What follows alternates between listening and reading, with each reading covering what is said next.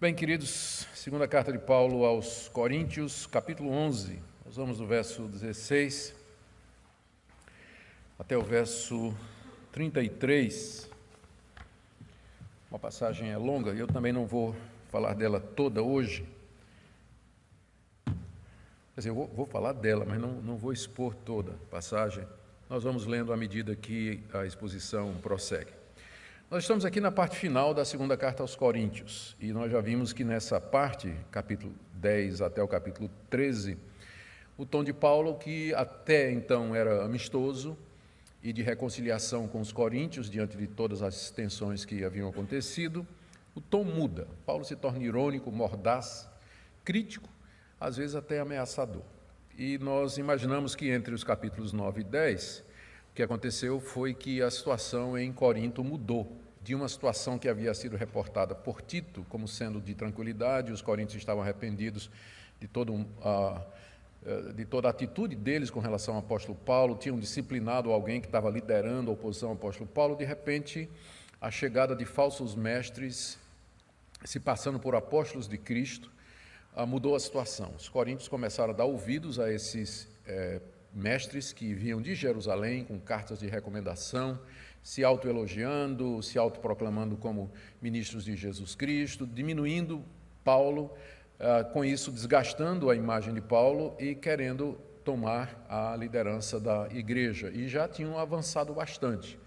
Os coríntios tinham dado ouvido a essas pessoas, estavam olhando com desconfiança para com o apóstolo Paulo, e Paulo então se vê obrigado, depois de ter escrito o que escreveu até o capítulo 9, escrever esses capítulos finais em tom de censura com relação à igreja de Corinto, e prometendo fazer uma terceira visita, onde ele então usaria de toda a sua autoridade apostólica.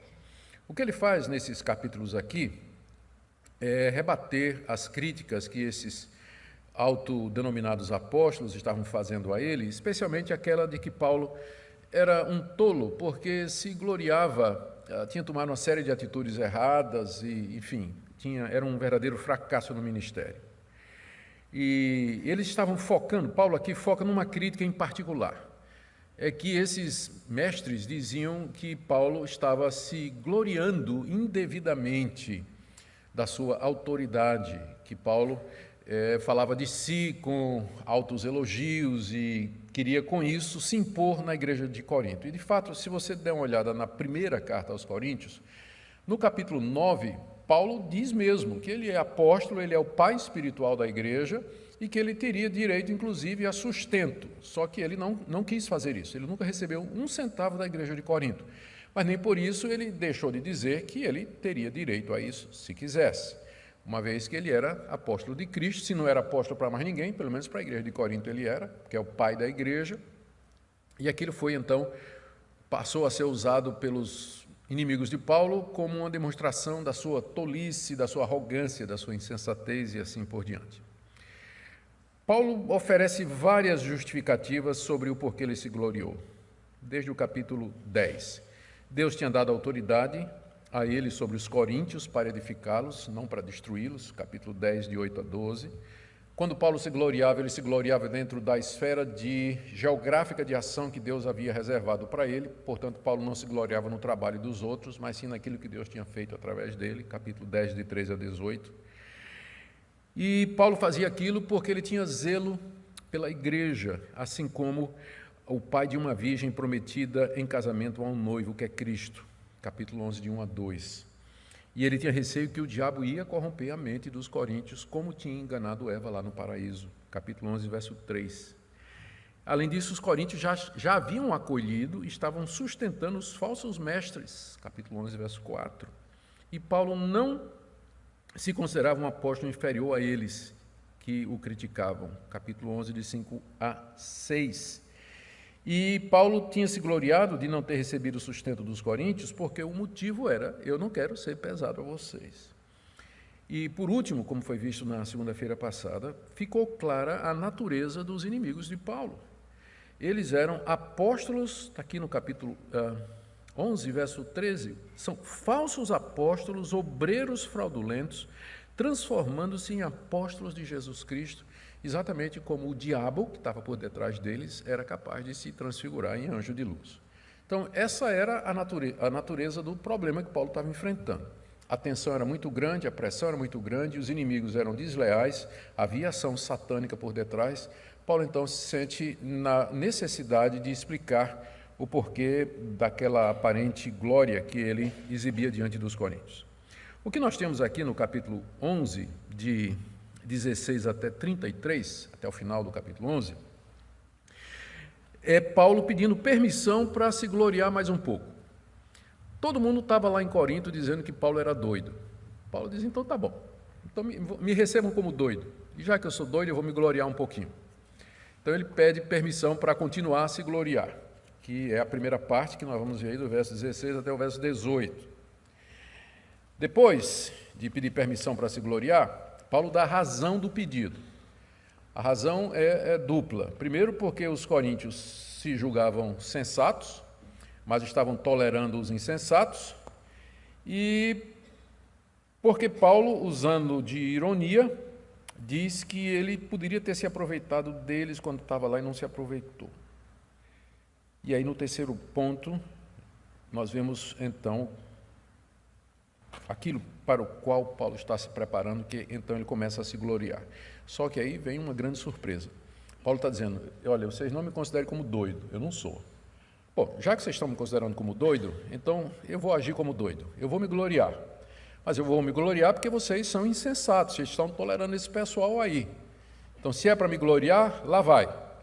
E aí, surpresa, a relação das coisas que Paulo coloca como sendo motivo de glória é exatamente uma lista de coisas vergonhosas, de que ninguém se gloriava. Então, de maneira irônica, Paulo está dizendo o seguinte, esses caras aí, eles não são apóstolos de Jesus Cristo coisa nenhuma, porque um verdadeiro apóstolo de Cristo, verdadeiro ministro de Cristo, passa por essas coisas aqui, e aí ele dá uma lista extensa, que nós vamos ver em detalhes na segunda-feira que vem, porque, de fato, tem muita coisa aqui que não dá para fazer de uma vez. Então, o que eu quero fazer hoje à noite é, primeiro, ver isso, esse pedido de Paulo, para que ele possa se gloriar mais, depois os motivos para isso, e, em linhas gerais, essa lista que deixa todo mundo envergonhado, do verso 21 até o verso 33. E aí nós vamos tentar tirar algumas lições para nós. Então, em primeiro lugar, Paulo pede permissão para se gloriar como insensato, versos 16 a 18. Outra vez digo, ninguém me considera insensato. Todavia, se o pensais, recebei-me como insensato, para que eu também me glorie um pouco. O que falo, não falo segundo o Senhor, e sim como por loucura, nessa confiança de gloriar-me. E posto que muitos se gloriam segundo a carne, também eu me gloriarei. Ele começa pedindo para que não seja considerado como insensato ou louco, como a nova tradução na linguagem de hoje. Ele já tinha pedido isso antes, né? Ele diz no verso 16, outra vez digo. Isso porque ele começou esse capítulo dizendo, no verso 1 do capítulo 11, quisera que vocês me suportassem um pouco mais na minha loucura. Então ele já tinha pedido, me suportem na loucura, que é de me gloriar. E agora ele disse, eu peço de novo, ninguém me considere como doido, mas se vocês me consideram, então me recebam como insensato para que eu me glorie mais um pouco. Ele está repetindo o pedido que ele tinha feito no início do capítulo 11. E agora ele fazia questão de repetir. Por que os coríntios estavam considerando Paulo como tolo, uma pessoa insensata? Eu creio que a razão era a influência desses mestres que estavam dizendo para os coríntios, olha, esse Paulo é um tolo, ele esteve aqui, fundou a igreja e não recebeu um tostão de vocês. É besta mesmo. Ele, quando quer falar grosso, ele escreve cartas, mas quando ele está presente, ele fala mansinho, a presença dele é desprezível. E ele fica se exaltando, gloriando aí nas cartas. Então essa pessoa, né, é um louco, é tolo, vocês foram enganados pelo apóstolo Paulo. Então havia a influência dos mestres. E Paulo então resolve entrar no jogo. Paulo aqui faz um jogo perigoso. Ele está dizendo, tá bom, vocês estão me considerando como mestre, como tolo, então tudo bem, eu vou jogar de acordo com as regras. Eu sou um tolo. Então me aceitem na minha tolice, aceitem a tolice que eu vou falar. Aceitem as bobagens que eu vou dizer para vocês. Eu vou me aproveitar do fato de que vocês me consideram insensatos e eu aí vou me gloriar mais um pouquinho, já que vocês também estão tolerando esses apóstolos aí com o autoelogio deles. Paulo está muito consciente de que esse tipo de atitude não é uma coisa que parecia de Deus. Verso 17, o que falo, não falo segundo o Senhor, e sim como por loucura, nessa confiança de me gloriar. E essa expressão de Paulo aqui, o que falo, não falo segundo o Senhor, não é evidência de que essa parte da Bíblia não é inspirada por Deus. A própria glória de Paulo, né, o que ele vai contar aqui, os elogios que ele vai, ou as coisas que ele vai dizer aqui, tudo isso é inspirado por Deus. O que ele está dizendo é que ele não recebeu nenhuma orientação direta de Cristo para fazer isso, e nem o exemplo de Cristo permitiria isso, porque o Senhor Jesus nunca se gloriou. A pessoa de Jesus se impressiona sempre pela sua humildade e pela sua submissão. E Paulo tinha começado essa parte da carta, no capítulo 10, verso 1 dizendo, eu rogo a vocês pela mansidão e pela benignidade de Cristo. Ele começou primeiro apelando para a mansidão e pela benignidade de Cristo, mas agora ele ia se gloriar. Então não era de acordo com o exemplo de Cristo, ele está consciente disso, mas é que ele está entrando no jogo dos caras, dos adversários, para poder derrotá-los com as próprias armas. Qual era o jogo? Eles estavam se vangloriando, dizendo, nós somos de Jerusalém, nós temos cartas de recomendação, nós temos visões, revelações, fazemos sinais e prodígios. Paulo diz, então tá bom, isso são as marcas de um verdadeiro apóstolo? São. Então, ok, então eu vou apresentar as minhas marcas também. Então, ele entra no jogo, mas ele sabe que isso é um jogo perigoso, não é o tipo de coisa que um servo do Senhor normalmente faria. Por isso que ele diz, eu estou fazendo isso não segundo o Senhor Jesus, mas como se eu estivesse na carne, me gloriando, nessa loucura, nessa confiança de me gloriar. E no verso 18, ele diz, já que os falsos apóstolos que estão aí se gloriando para me prejudicar, então eu vou entrar no jogo. Verso 18, posto que muitos se gloriam, os muitos aqui são os adversários deles, se gloriam segundo a carne, quer dizer, exaltando as qualidades humanas, as virtudes, o poder, a autoridade, a preparação e tudo mais. Paulo diz, eu vou entrar realmente no jogo, eu vou aceitar as premissas dos adversários e eu vou usá-las contra eles. Aqui me lembrei de um exemplo curioso, até Davi, para matar Golias, teve que usar a espada de Golias. É mais ou menos isso que Paulo está fazendo aqui. Ele vai pegar a espada dos inimigos para poder enfrentá-los. Assim como Davi, para matar Golias, precisou da espada de Golias. Ele vai entrar no jogo dos falsos mestres. A razão que ele faz, vamos agora para a terceira parte, né? Aqui é toda a justificativa dele para pedir licença, para que ele vai se gloriar. Está armando o cenário. E aí ele apresenta a razão aí no verso 19 a 21. Vamos ler. Porque, sendo vós sensatos, o porquê introduz a explicação, né? Porque, sendo vós sensatos, de boa mente tolerais os insensatos. Tolerais quem vos escravize, quem vos devore, quem vos detenha, quem se exalte, quem vos esbofeteie no rosto. Ingloriamente o confesso, como se fôramos fracos. Aqui tem a explicação que Paulo dá para o pedido que ele está fazendo.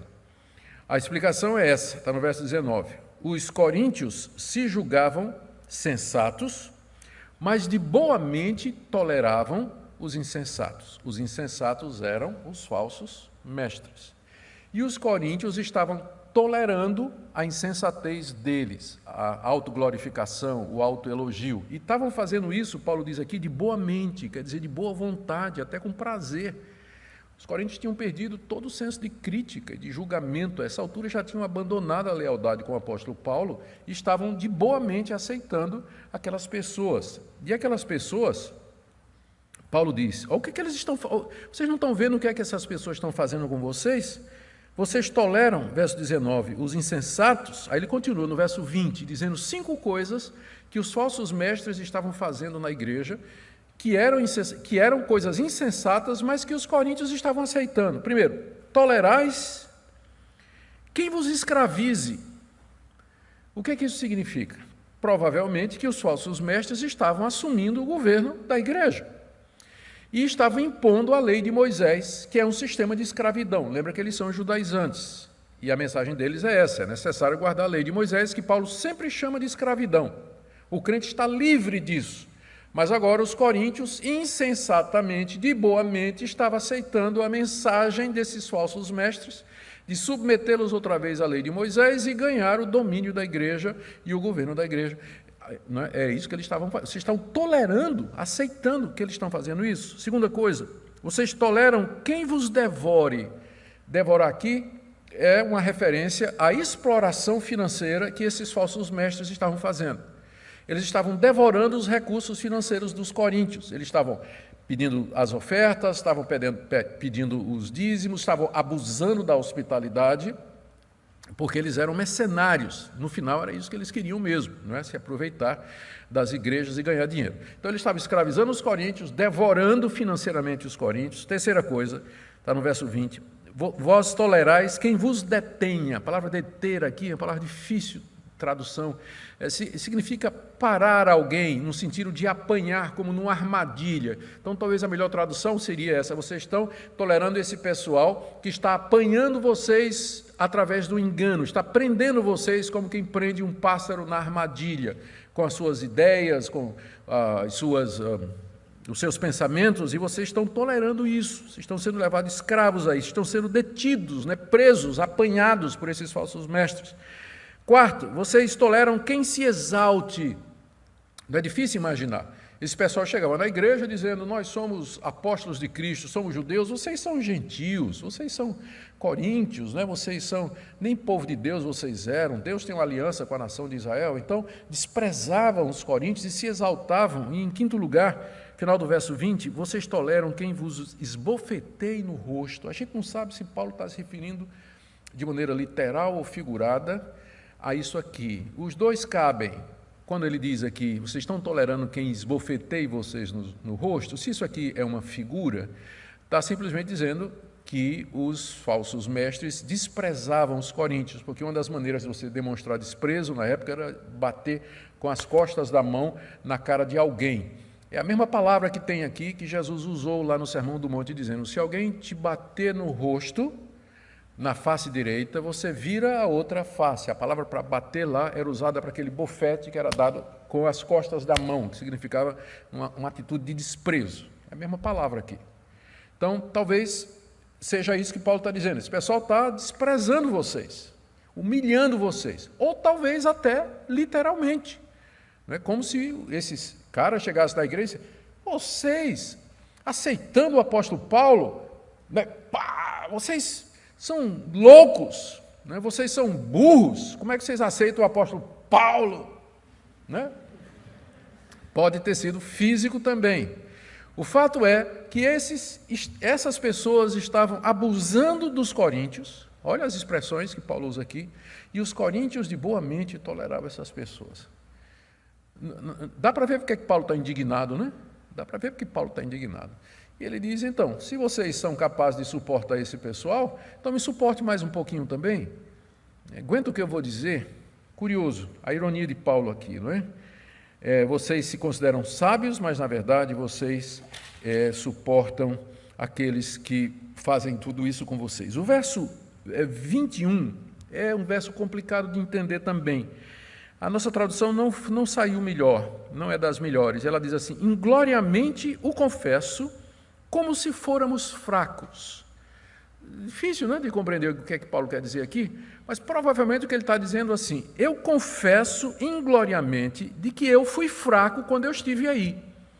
Porque eu estou vendo que se eu tivesse esbofeteado vocês, tivesse escravizado vocês, me aproveitado financeiramente de vocês e humilhado vocês, vocês teriam suportado. Perdi a chance. Está sendo irônico ele. Porque ele não fez nada disso. Ele, quando esteve lá, fundando a igreja, ele não escravizou os coríntios, não bateu na cara deles, não recebeu o dinheiro deles. E Paulo disse, puxa, perdi a oportunidade. Está sendo irônico, Puxa, perdi a oportunidade. Eu fui fraco. Eu devia ter exercido minha autoridade e cobrado de vocês, extorquido vocês, escravizado vocês, dominado vocês. Mas só que Paulo não fez nada disso. A liderança de Paulo é diferente da liderança daqueles falsos apóstolos. Paulo liderava pelo exemplo, pela humildade, pelo serviço, pela entrega e pela abnegação, como a gente vai ver. Mas aqueles homens, eles se apresentavam com autoridade, com força, queriam dominar sobre a igreja de Corinto. É um conflito de modelos de autoridade aqui. E Paulo está dizendo, se eu soubesse que vocês aguentavam isso, né? Está sendo irônico, eu teria feito isso quando eu fui plantar a igreja. Ingloriamente o confesso. Eu confesso como se fôramos fracos. E aí vem então, finalmente, aquilo para o que Paulo está se preparando.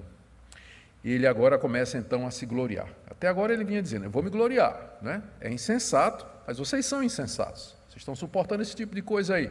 Então eu vou me gloriar. E do que Paulo se gloria? Eu vou só citar, porque nós vamos ver isso em detalhes a semana que vem, porque é muita coisa.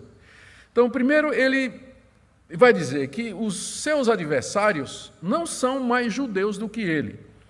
Metade do verso 21. Mas naquilo em que qualquer tem ousadia, com insensatez o afirmo, também eu tenho. Eles são ousados, eu também sou. Aí vem verso 22. São hebreus? Eu também. São israelitas? Também eu. São da descendência de Abraão? Também eu. Ou seja, se for para medir credencial e pedigree, o meu pedigree é igual ao deles. Eles não são melhores do que eu em nada.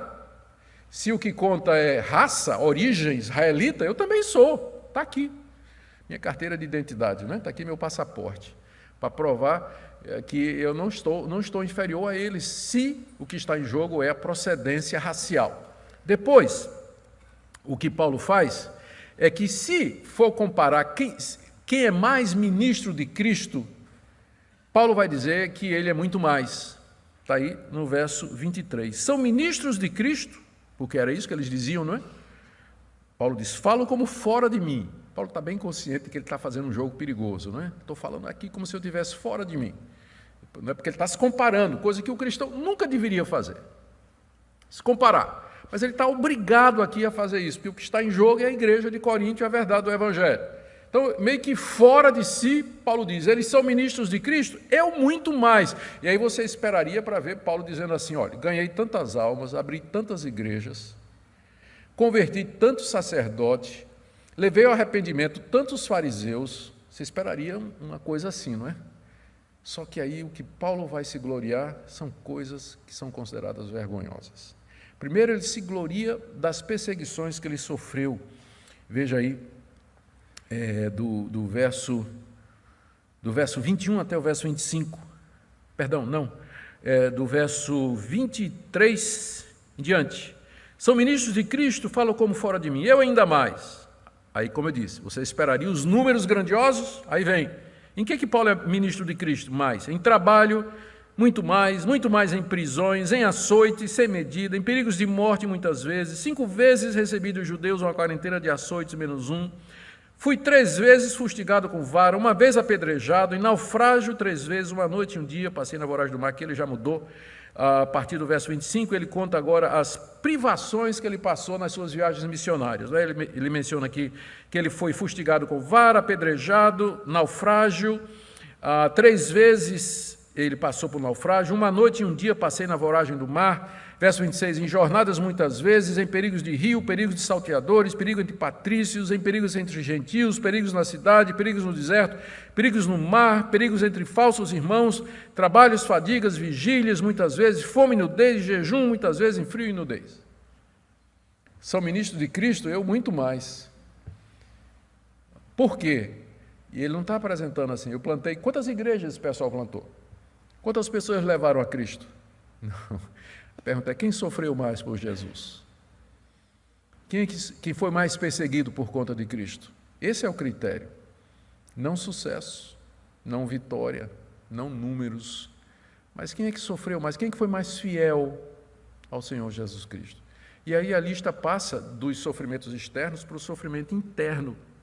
No verso 28, além das coisas exteriores, ao que pesa sobre mim diariamente, a preocupação com todas as igrejas. Não era só o sofrimento físico, não é falta de comida, de sono, de repouso, né? Não era só isso não, mas também tinha um sofrimento psicológico, né? Paulo sofria com as igrejas, especialmente com a igreja de Corinto.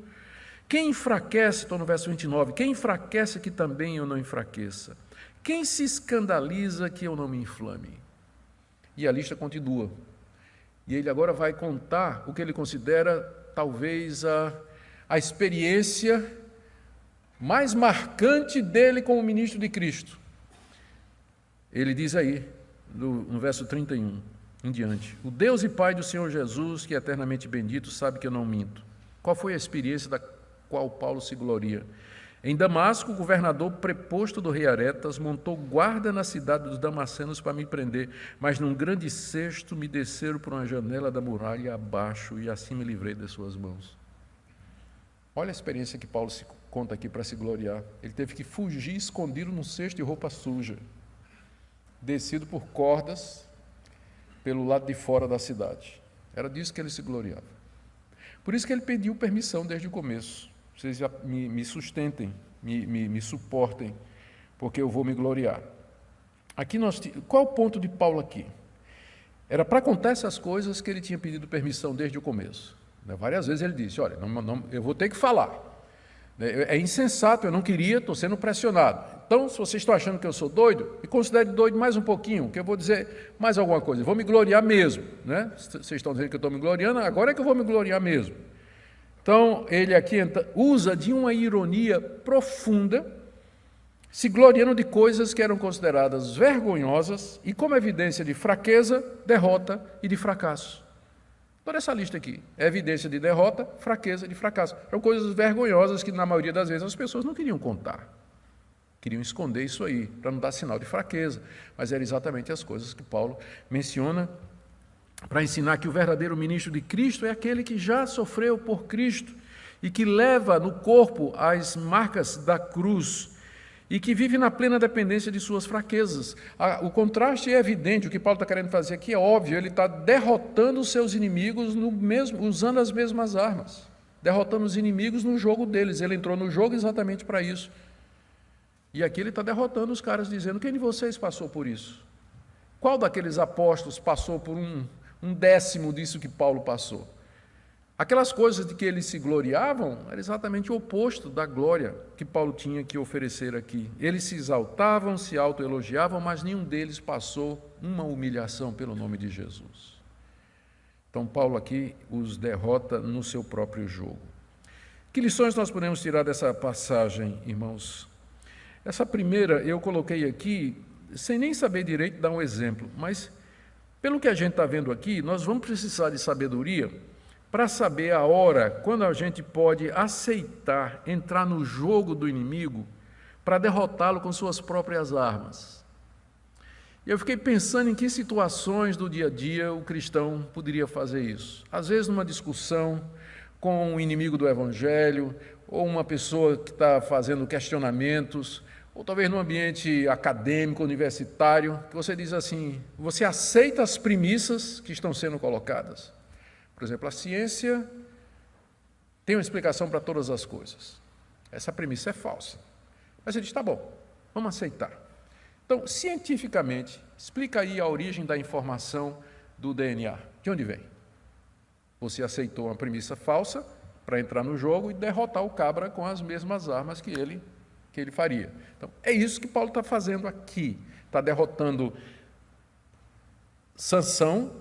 está derrotando Golias com a espada de Golias. A gente precisa de muita sabedoria para fazer isso, porque uma das razões que a gente não consegue comunicar, às vezes, o Evangelho é que a gente já rejeita a premissa de cara. A gente vai conversar com uma pessoa e ela tem uma outra maneira de ver, tem uma outra cosmovisão, tem outras premissas. Aí a gente já rejeita e não tem ponto de contato, não tem como argumentar.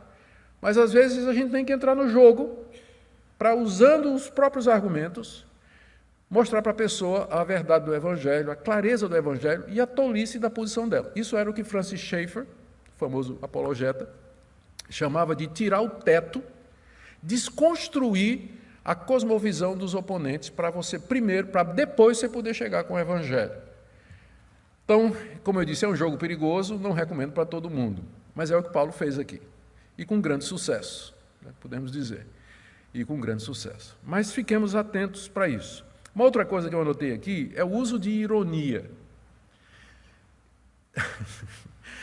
A ironia pode ser um instrumento muito útil na argumentação, no diálogo, né, no confronto, que infelizmente às vezes nós temos que ter, mas ele precisa ser muito bem usado.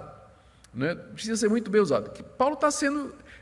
Ele virou a mesa aqui. Na hora que ele disse assim, eu vou me gloriar, todo mundo se preparou para os números fantásticos, e ele se gloria de passar fome, de levar chicotada, 40 açoites e tudo mais. Está ironizando com os altos elogios lá dos apóstolos. Então, aí a gente, às vezes nós ficamos um pouco receiosos, né, de usar determinados recursos, com medo de quebrar algum daqueles mandamentos que a Bíblia fala, de não ofender os outros, não aborrecer as pessoas, ou não ser críticos e tudo, mas há um momento em que até argumentos como esse tipo, o uso de retórica desse tipo tem o seu lugar, como Paulo está fazendo aqui.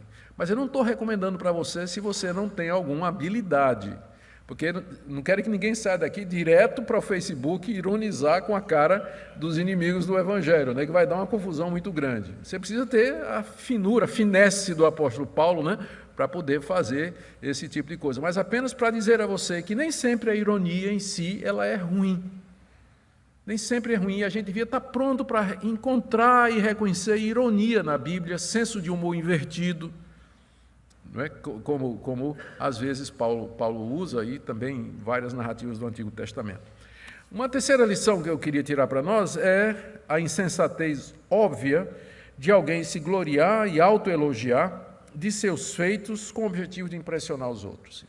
Você vê que Paulo está relutante o tempo todo. Paulo não quer esse negócio de glória, não quer contar vantagens, se elogiar, ele não quer, ele reluta em fazer isso. E quando ele faz, ele conta coisas a seu respeito que geralmente as pessoas não contariam e das quais as pessoas geralmente têm vergonha. Tudo isso para dar a Deus toda a glória e todo o louvor.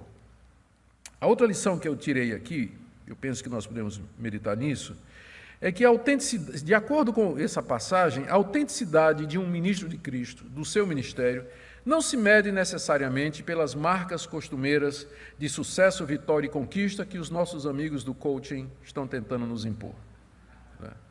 Paulo provavelmente precisava de um coach aqui, não é isso?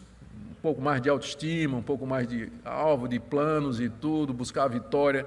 Paulo, do ponto de vista disso, era um verdadeiro fracasso. Era um verdadeiro fracasso.